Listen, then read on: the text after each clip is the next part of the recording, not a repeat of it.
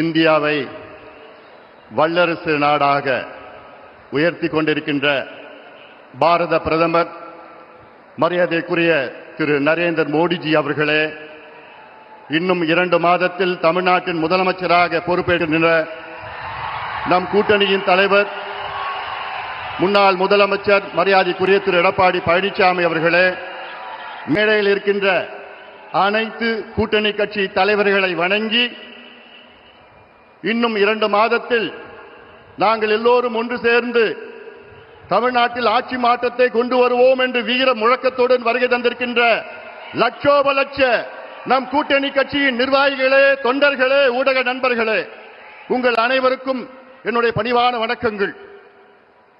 தமிழ்நாட்டில் திமுக ஏன் மீண்டும் ஆட்சிக்கு வரக்கூடாது, தமிழக மக்கள் ஏன் திமுகவுக்கு மீண்டும் வாக்கு போடக்கூடாது என்று பல காரணங்கள் இருக்கிறது. அதில் மிக முக்கிய காரணம், தமிழ்நாட்டிலே கடந்த 5 ஆண்டு காலத்தில் 8752 கொலைகள் நடந்திருக்கிறது. அதாவது சொல்ல போனால் இந்தியாவிலேயே அதிக கொலைகள் நடந்த மாநிலம் தமிழ்நாடு. இந்த 5 ஆண்டு காலத்திலே நான் எண்ணிக்கையில் சொல்லவில்லை, மக்கள் தொகை அடிப்படையிலே பெர் கேபிட்டா. அதில் 1977 பெண்களை கொலை செய்திருக்கின்றார்கள். அதில் 361 குழந்தைகளை கொலை செய்திருக்கிறார்கள். அதில் 38 பெண் குழந்தைகளை கொடூரமான முறையிலே பாலியல் வன்கொடுமை செய்து கொலை செய்திருக்கின்றார்கள்.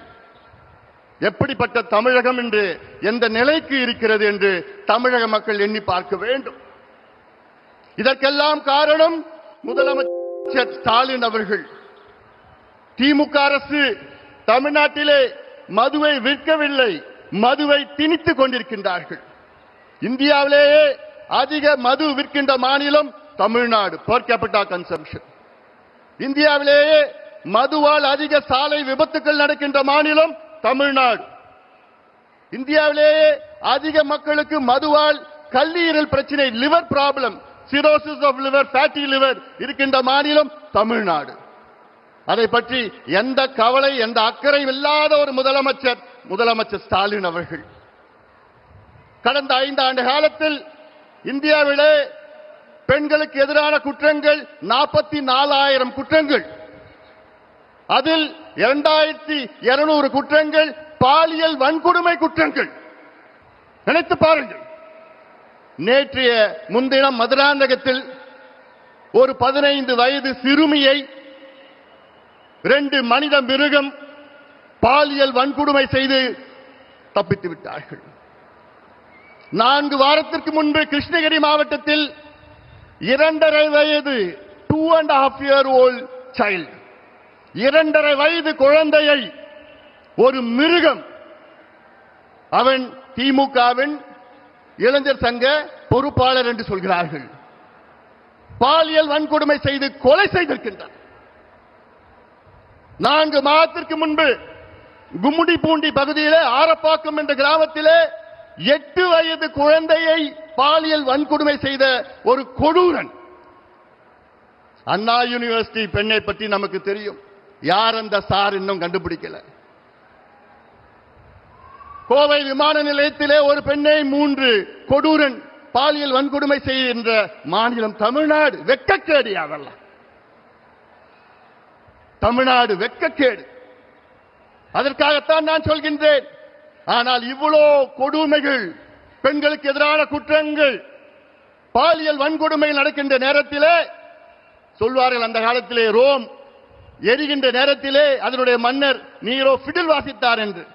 அதைத்தான் இன்று ஸ்டாலின் அவர்கள் செய்து கொண்டிருக்கின்றார்கள். இவ்வளவு பிரச்சனைகள் மத்தியிலே முதலமைச்சர் ஸ்டாலின் அவர்கள் அன்றாடம் ஒவ்வொரு விளம்பர சினிமாவில் நடித்துக் கொண்டிருக்கின்றார்கள். அன்றாடம் பார்த்திருக்கிறோம். விளம்பர காட்சிகளில் நடத்தி கொண்டிருக்கின்றார், அவ்வளவுதான்.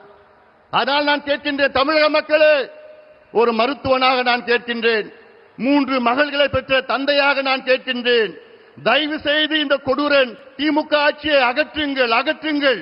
நான் தமிழ்நாட்டில் உள்ள அனைத்து பெண்களை கேட்கின்றேன், அனைத்து பெற்றோர்களை கேட்கின்றேன், அனைத்து மக்களை கேட்கின்றேன். போதும், இவர்கள் ஆண்டது போதும். நாசப்படுத்திக் கொண்டிருக்கின்றார்கள். ஒரு பக்கம் மது, மறுபக்கம் போதைப் பொருட்கள், ட்ரக்ஸ், நார்கோட்டிக்ஸ். கடந்த 5 ஆண்டு காலத்தில் மட்டும் தமிழ்நாட்டில் 22 லட்சம் கிலோ கஞ்சா வணிகம் செய்யப்பட்டிருக்கிற 22 லட்சம் கிலோ. அது மட்டுமல்ல, கஞ்சாயை போன்ற இன்னும் கொடூரமான மோசமான போதைப் பொருட்கள், காக்கேன், ஹெரோயின், அபின், எல்எஸ்டி, மித்தைலாம்பிட்டமின், ஃபென்டனைல் போன்ற மேற்கத்திய நாடில் விற்கின்ற அத்துணை போதைப் பொருட்களும் தமிழ்நாட்டில் நகரங்கள் மட்டுமல்ல கிராமத்திலே விற்றுக் கொண்டிருக்கின்றார்கள். வெட்கக்கேடியாகலாம். இவர்கள் மீண்டும் ஆட்சிக்கு வந்தால் தமிழ்நாடு முடிந்துவிடும். இந்த தலைமுறை இருக்காது.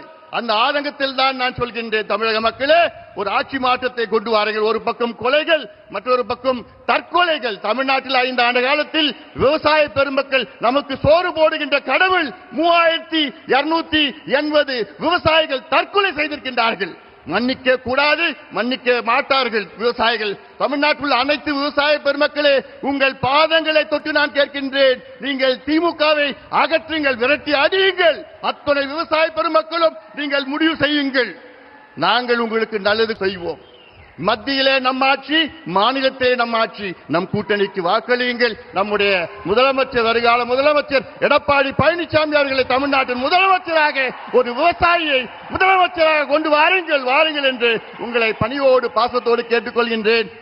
மண்ணை கொள்ளடிச்சாங்க, மலையை கொள்ளடிச்சாங்க, மரத்தை கொள்ளடிச்சாங்க, திருச்சியில கிட்னியையும் கொள்ளடிச்சிட்டு இருக்கிறாங்க.